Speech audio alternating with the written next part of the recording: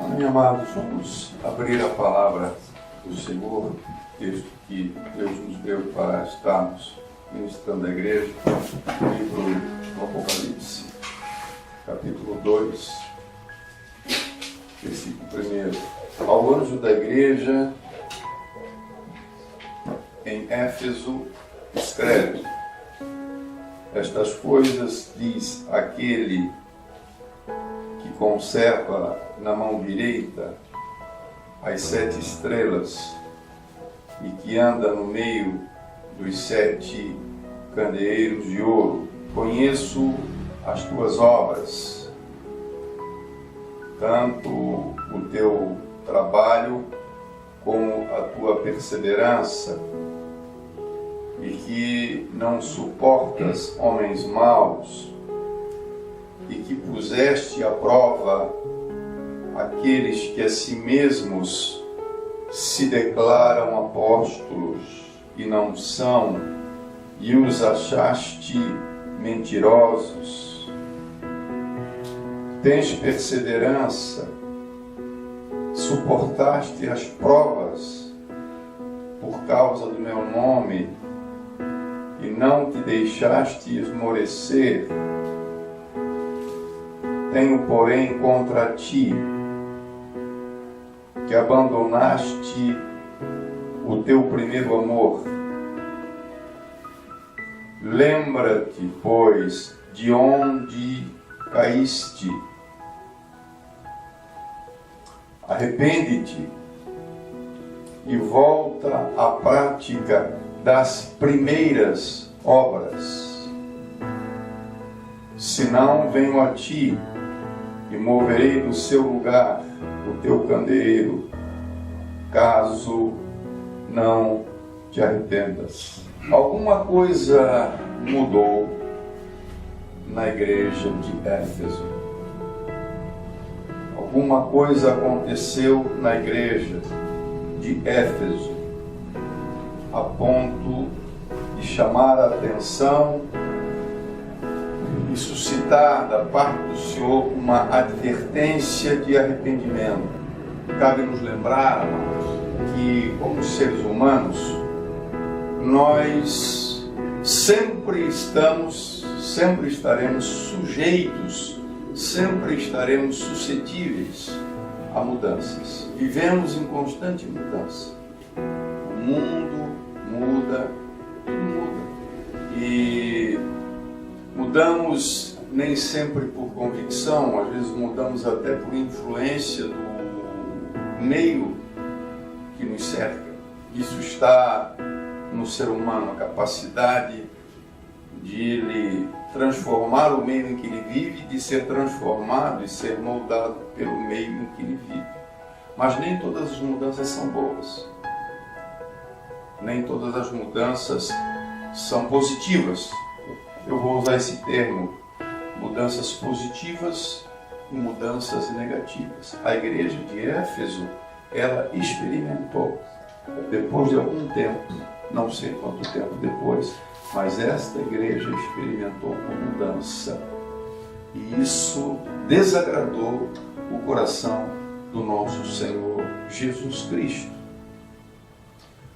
Não podemos negar também que dentro desse aspecto de mudança, o próprio Deus, através do seu Espírito Santo, ele trabalha, ele opera no sentido de que nós venhamos experimentar mudança. O próprio Deus trabalha nesse sentido, através do seu Espírito, visando o nosso aperfeiçoamento. O aperfeiçoamento é mudança progressiva para o melhor. Melhorar aquilo que existe de bom, exterminar, anular, eliminar aquilo que não é bom e que porventura ainda existe em nós. Então Deus, ele trabalha para que a gente mude.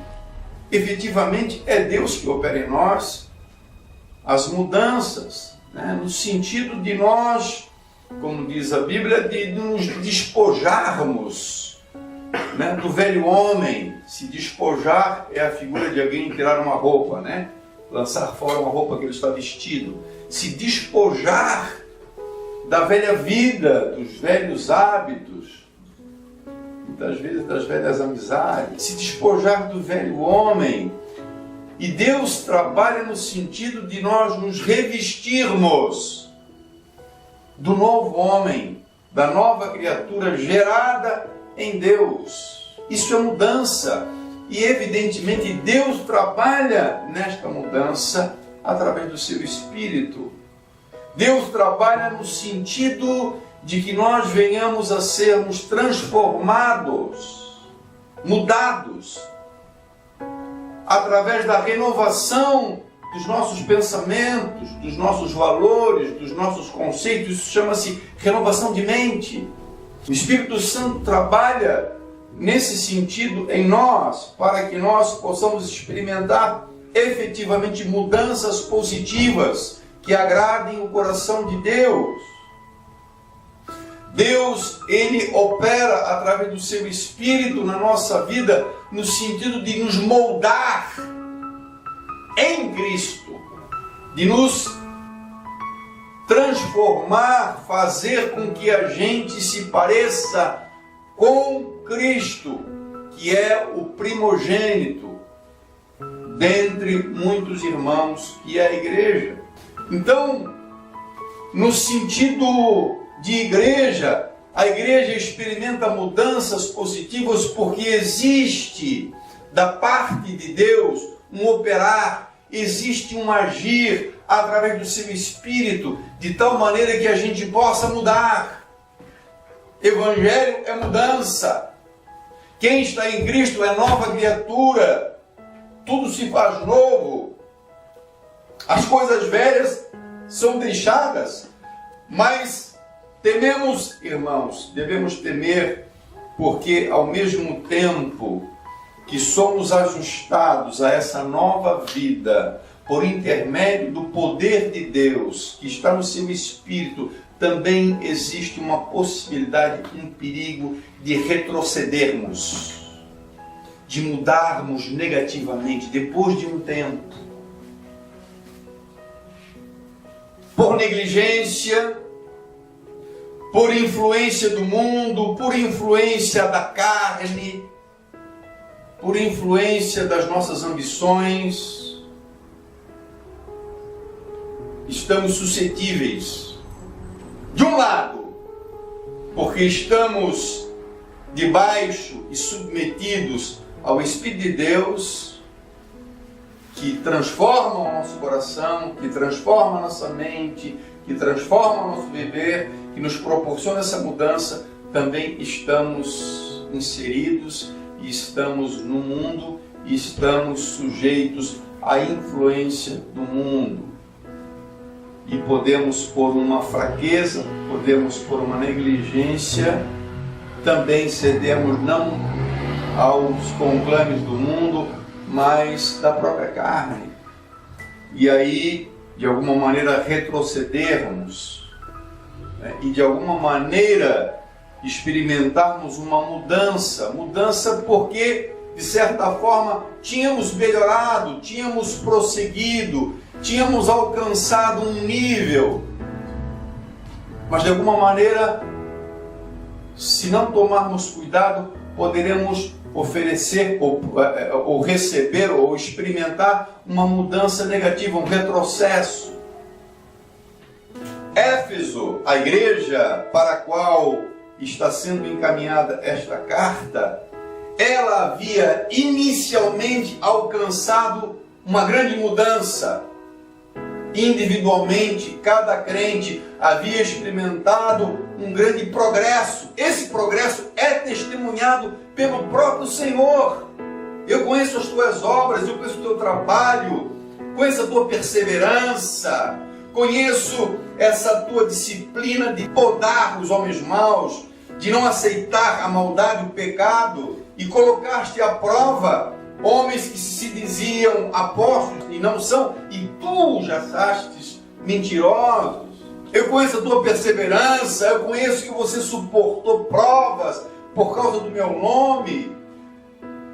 Eu reconheço que você não esmoreceu, você permanece, você não simplesmente deixou da fé, você prossegue numa vida. A igreja de Éfeso, ela tinha experimentado um progresso, evidentemente, justamente porque vem de encontro àquilo que dissemos anteriormente, ou seja, que Deus, através do seu Espírito, muda a nossa vida. Deus nos aperfeiçoa, Deus nos dá coragem, Deus nos dá perseverança, Deus muda os nossos conceitos, Deus renova a nossa mente. Mas de alguma maneira essa igreja, que tinha tantas qualidades, essa igreja experimenta no coração uma mudança. As palavras que o Senhor deixa é: abandonaste, deixaste o teu primeiro amor.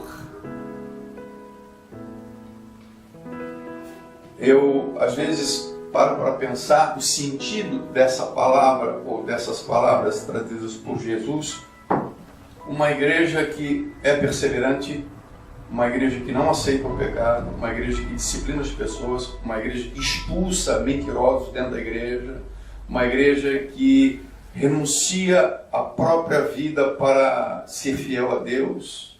Foram colocados a provas e não negaram o nome, foram fiéis a Deus. O que estaria acontecendo com a igreja, ou o que teria mudado na igreja a ponto de chamar a atenção do Senhor e fazer com que o Senhor levante uma severa advertência a essa igreja? Ele diz assim, ele fala em primeiro amor, no versículo 4.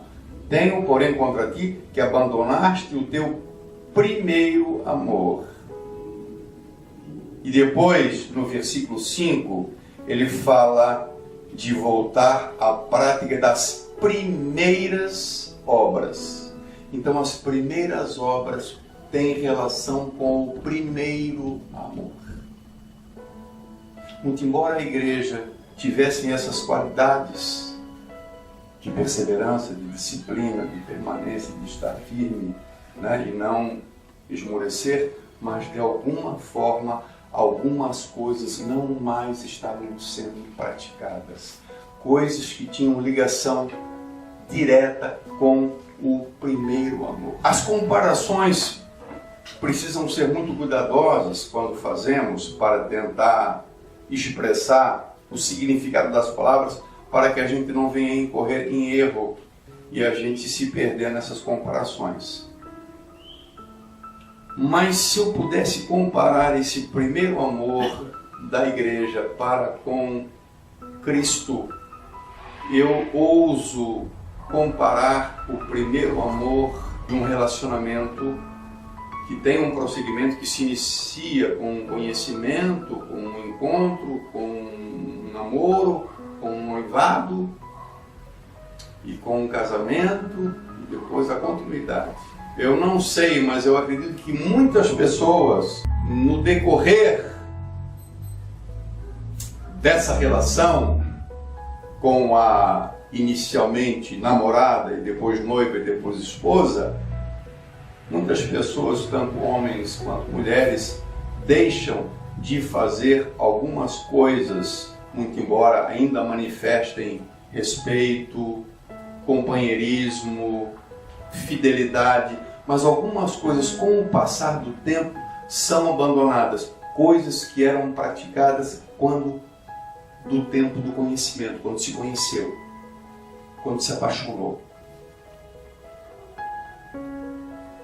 Então, o primeiro amor, nesse sentido que eu falo dessa comparação, ele pode, evidentemente, arrefecer, ele pode diminuir, não que não haja mais amor, mas aquela alegria, aquele entusiasmo, justamente pela intensidade do primeiro amor, que gerava algumas coisas, algumas cordialidades, algumas declarações, alguns presentinhos, alguns mimos, algumas coisas, com o tempo cessa, porque de certa forma o primeiro amor se perdeu.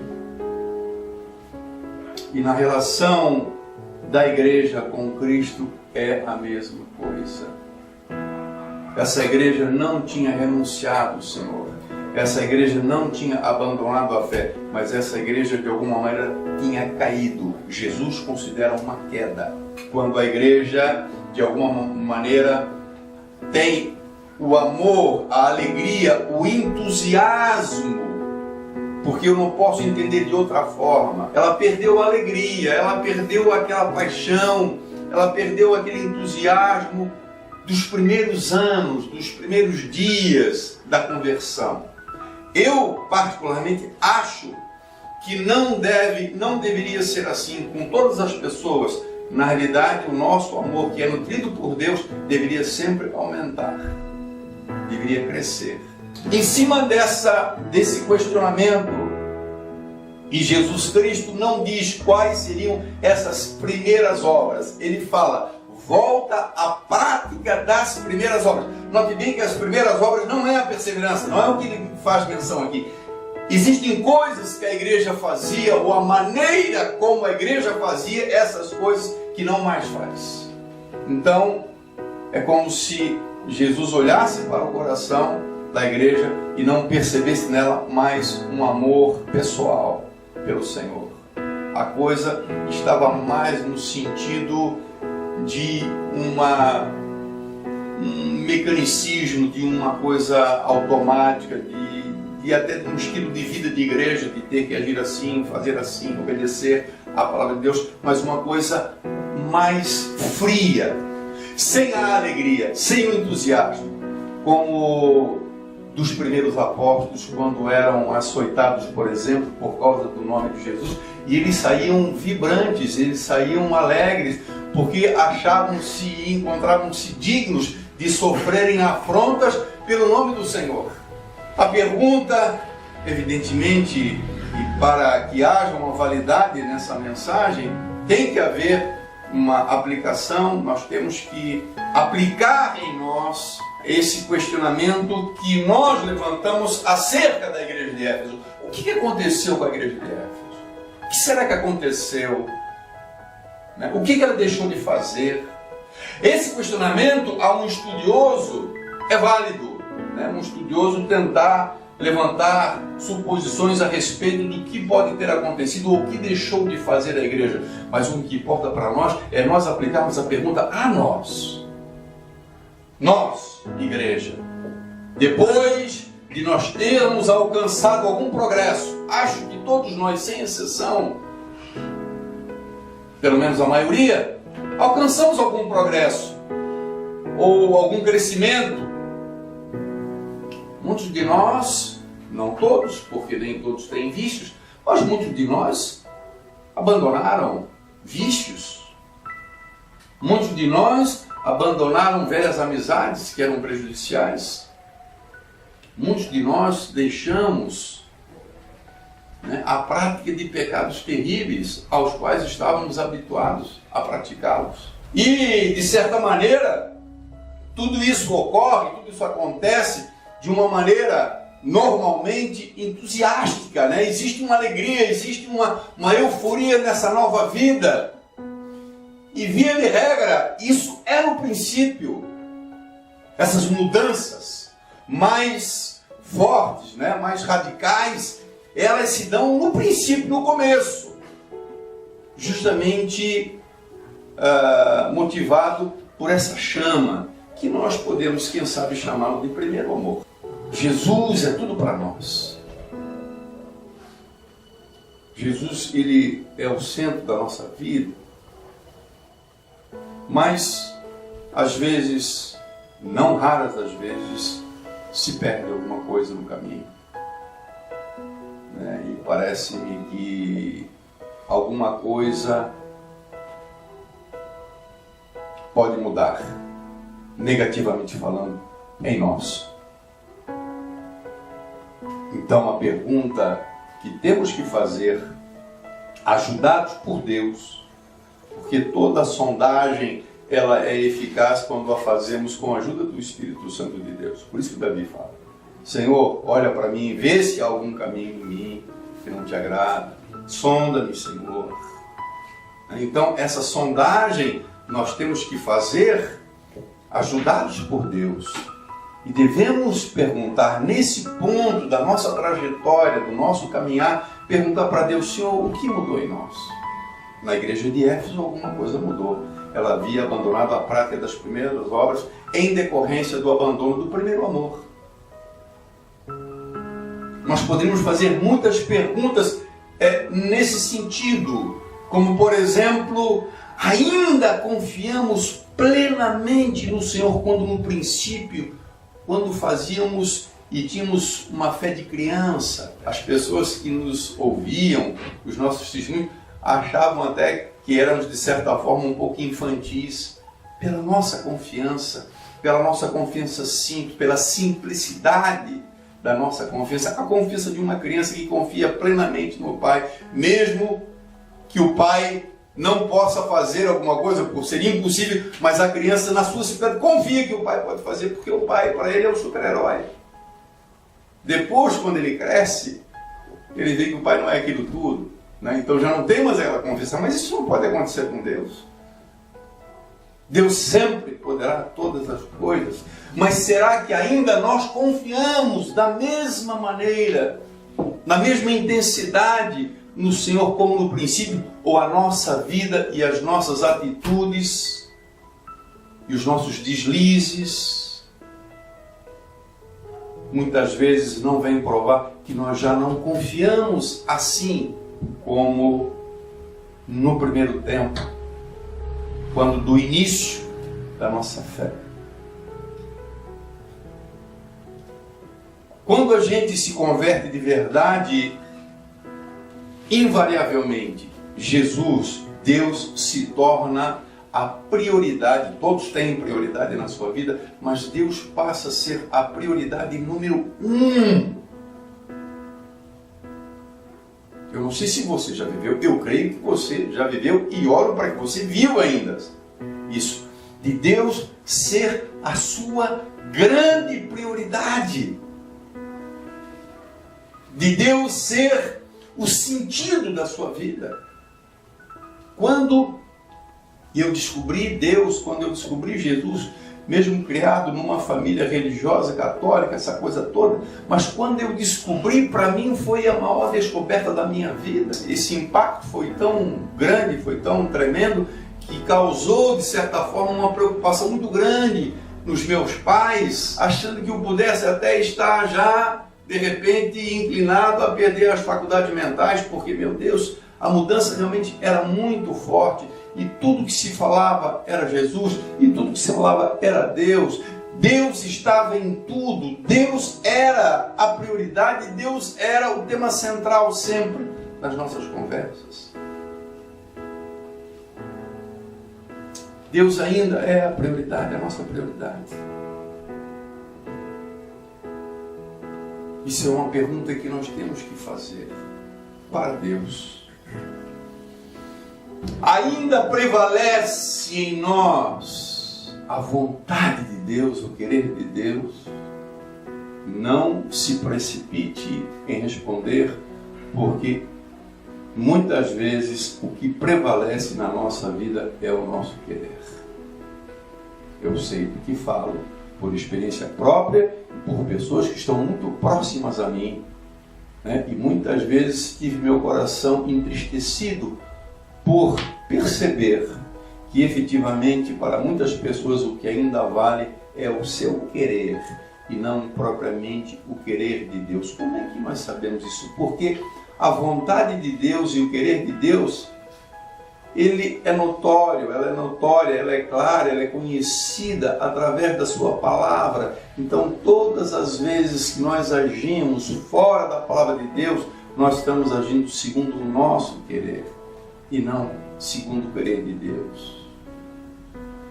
Ou seja, temos tido a preocupação de entender de que aquilo que estamos fazendo nesse momento tem o respaldo de Deus, ou pelo menos não fere a palavra de Deus, ou isso já não tem muita importância.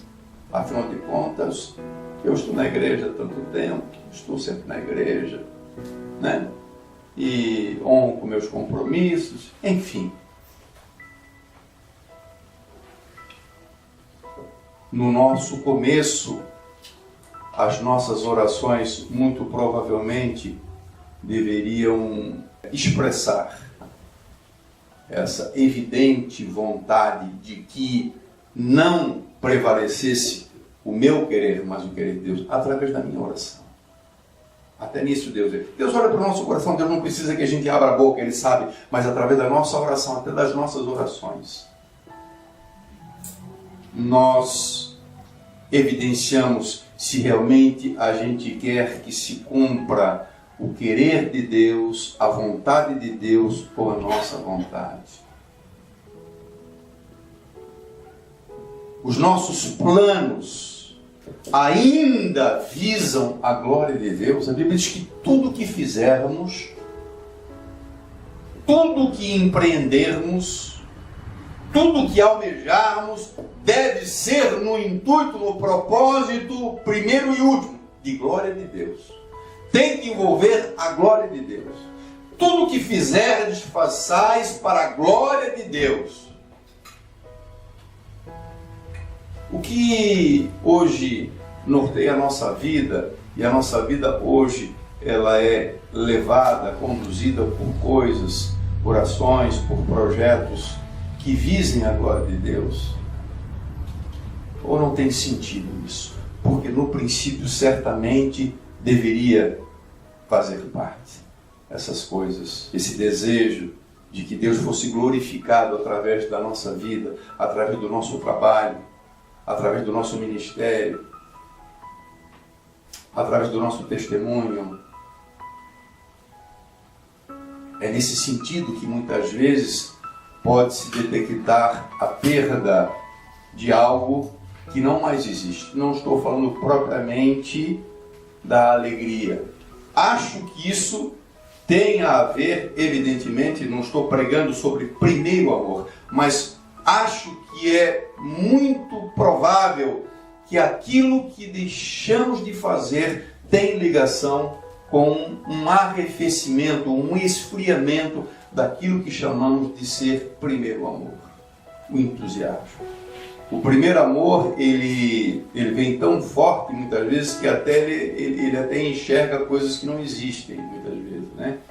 Especialmente nas pessoas. Quando a gente está naquele entusiasmo, naquela alegria, naquela euforia do princípio, até as pessoas a gente vê elas melhores do que são. E muitas vezes com o tempo a gente se decepciona com as pessoas, porque as pessoas verdadeiramente são falhas. Mas a gente vê coisa boa, né? A alegria de estar nos cultos, independentemente de compromissos. O grande problema muitas vezes se dá com a gente, com pastores, com ministros de louvor, com professores, com diáconos, com pessoas que têm compromisso ministerial, que o que segura muitas vezes ainda a permanência na igreja são esses compromissos, não propriamente o desejo de estar na igreja, de adorar na igreja, de cantar na igreja, de louvar na igreja. Quantas pessoas perderam? Se você perguntar para a pessoa ainda professa fé em Jesus, crê em Jesus, mas você muitas vezes vai perceber que existe um afastamento. Por quê? Não tem mais prazer de estar num lugar que proporciona a comunhão, que proporciona a adoração, que proporciona a ministração e recebimento da palavra de Deus.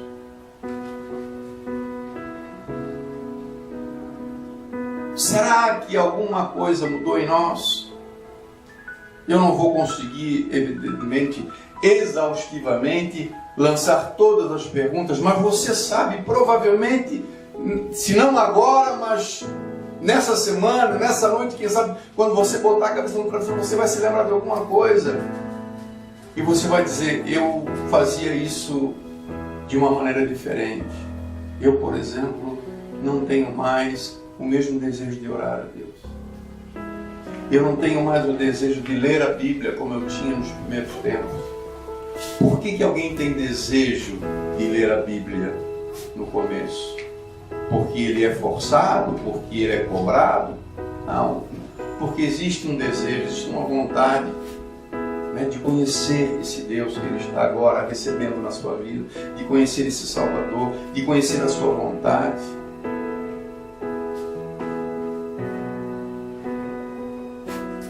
talvez não dediquemos mais o mesmo tempo a essa prática.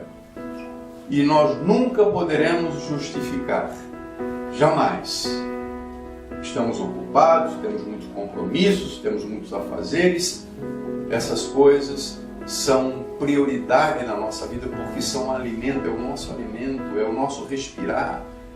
Estar na presença de Deus, receber a palavra de Deus, isso na nossa vida, por mais que a gente até tente duvidar, mas efetivamente é a coisa mais importante para nós. Deus deve ser a nossa prioridade. Mas interessante, evidentemente, é nós nos lembrarmos que se por um lado nós mudamos positivamente e negativamente, positivamente por influência de Deus, negativamente por descuido, por negligência, por causa do mundo, enfim, se nós mudamos, se nós estamos suscetíveis a isso e estamos, quem sabe, tristes porque reconhecemos que alguma coisa mudou negativamente em nós, nós não podemos nos esquecer jamais que Deus não muda. Diferentemente de nós. Deus não muda. A Bíblia diz que Deus não muda. Não pode existir sombra de variação em Deus. A Bíblia diz que Deus, que Jesus é o mesmo ontem, hoje e será eternamente. Deus não muda. Malaquias, através do profeta, Deus disse: povo de Israel, eu não mudo, e por esta causa vós não sois, ou vocês não são consumidos, vocês não são destruídos. Ele está falando de uma nação que havia se distanciado de Deus. Então, muito embora a gente experimente muitas vezes o arrefecimento, o esfriamento, o distanciamento, Deus permanece, Deus não muda. O que seria de nós, amados, se Deus mudasse? O nosso amor diminui, como no caso de Éfeso. O amor de Deus não muda por nós. A sua misericórdia, que está voltada a nós, não muda. Deus continua sendo misericordioso. Melhor ainda, o seu poder não muda. Deus não enfraquece. Deus não é como um profissional que vai chegando um momento ele não produz mais. Já está cansado, falta condição, né? E ele vai ficando, muitas vezes, com o passar do tempo, ele vai ficando atrasado, ele já não interessa mais, às vezes, a uma empresa, né? Ele diminui nesse sentido. Deus, ele é o mesmo sempre. Deus, ele mantém o seu poder. E por que eu falo poder? Porque é o poder de Deus que age em nós. A nós cabe tão somente reconhecer o que aconteceu ou o que está acontecendo. Ajudado por Ele, reconhecermos. Jesus disse para a igreja: arrepende-te, lembra-te de onde caíste. Lembra da tua posição, as coisas que tu fazias, a tua alegria em me servir, em me buscar, em estar na igreja, em orar, em ler a minha palavra. Lembra a posição que você estava e vê onde você está agora. Te arrepende e volta à prática das primeiras obras. A nós compete reconhecer, ou pelo menos estarmos abertos para entendermos que isso aconteceu, ou aquilo aconteceu, ou isso está acontecendo, ou aquilo está acontecendo. Mas será através do poder de Deus que nós poderemos retomar, voltar à prática daquilo. A isto chamamos normalmente de reavivamento. Reavivar. Quando falamos em reavivamento, falamos nesse sentido. Talvez a nossa grande maioria necessite de um reavivamento no coração. Um despertar de uma fé dormente, de uma fé que já não produz, que não trabalha, que não opera como no princípio. Nós necessitamos que Deus faça isso na nossa vida. Esse é o conselho de nós aplicarmos esta pergunta que faríamos como estudiosos da Bíblia: o que será que aconteceu com Éfeso? E fazemos para nós. Será que estamos ainda no primeiro amor? Será, ao contrário, que até crescemos? Porque assim como Éfeso deixou a prática das primeiras obras, existe igreja no Apocalipse ao contrário, que as tuas últimas obras são maiores que as primeiras. Então existe também uma situação que não precisa ser obrigatoriamente essa, mas nós precisamos ser cuidadosos. Não devemos servir a Deus por obrigação, não devemos servir a Deus porque nos é imposto. Devemos servir a Deus porque o amamos, porque temos alegria, porque temos prazer, porque temos desejo. Isso é primeiro amor. Fique de pé em nome de Jesus.